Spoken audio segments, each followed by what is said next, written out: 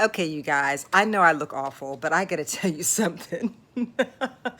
I was gonna dye my hair. Now, my hair was dark brown. I was gonna dye my hair the other day. And so I went and got this dye.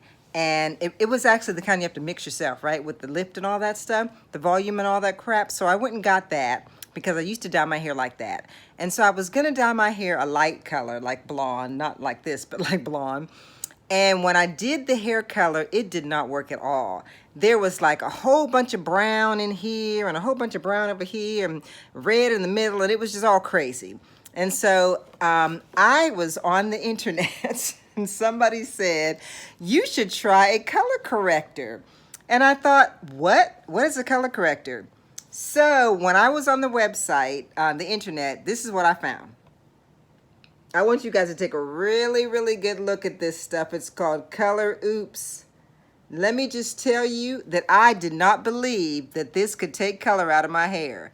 Before I put this stuff in my hair was, it had this really long orange streak in the middle of it. And then it was all brown, dark brown over here and all dark brown over here and patchy all over the place.